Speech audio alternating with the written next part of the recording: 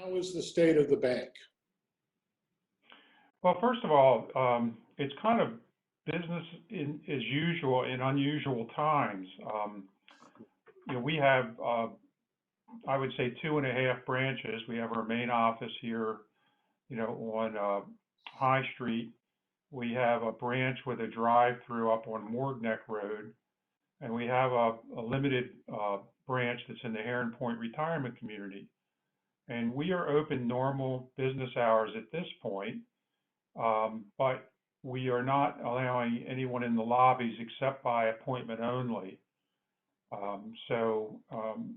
We're directing people really, if they have transactions, to go to our Morgneck office, which has the drive-in lane. And frankly, volume is very low.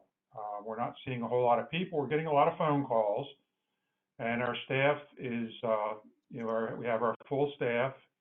We have people that aren't customer facing. We have some of them now working from home using VPN, and that's working fine. And we're meeting needs. We're in business, with some restrictions, I guess is what I'd say. We have gotten calls from some borrowers who are concerned about whether they'll be able to make payments, and whether we would have any plans to provide any payment relief. And we are prepared to do that. We're going to do it on a case-by-case basis. We're small enough that, we can do that. And we're going to be accommodative. Our regulators have urged that. They have even changed some rules that would have created a hindrance to doing that. They have been waived.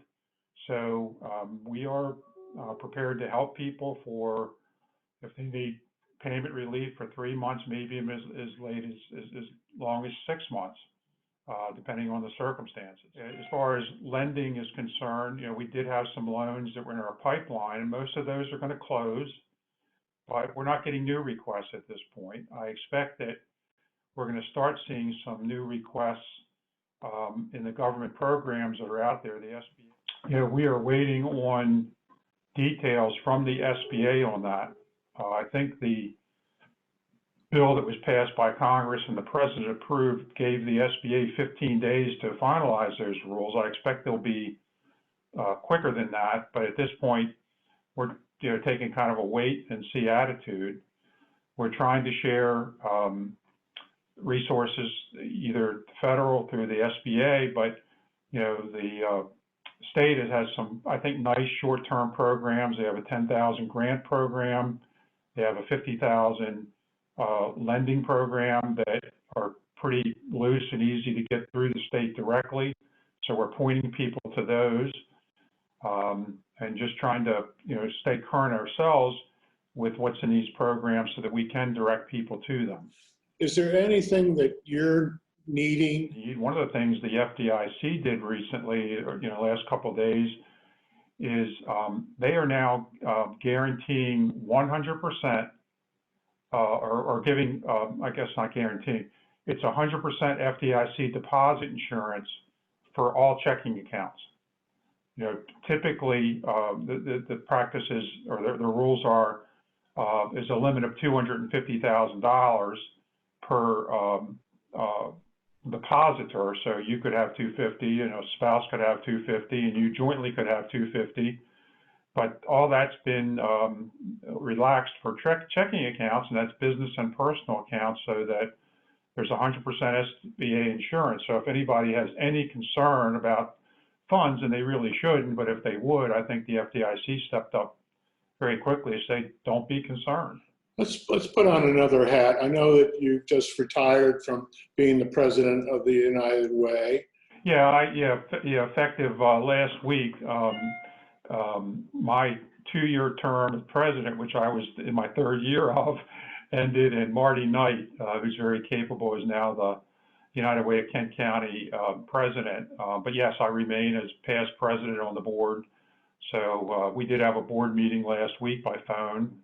From United Way's standpoint, fortunately, this it's an unfortunate and very serious pandemic hit us at a good time from the United Way standpoint, because our campaign was over. So we have the funds that we need. We don't start a new campaign until September. So, we are funding our 25 or so agencies as we anticipated we would. Further, we have at the board meeting, we've always had it sounds like a modest amount, a $5,000 emergency fund at our discretion. We've doubled that to $10,000. We have set up a small committee that if we get specific requests from our agencies, but maybe others, for some grants that would help on some key human needs, for example, food, that we'll be able to act quickly to at least provide, some funds to, I would think, several agencies that if we can identify them to, to help them out as well. I'm optimistic that we'll turn a corner and that we will come back. I think the stock market, although somebody said it's like watching the bouncing ball, well, today it's up again. I think our country will survive this, and a lot of the businesses here will survive it. Some maybe not, and that's not a good thing by any means. But I tend to think that we'll get through this, and that it will, this time next year, hopefully it'll all be behind us, and everybody will have recovered, and there'll be vaccines, and there'll be treatments, and we'll be in good shape again to move forward. Stay well. Thank you. Okay, you too, Dave.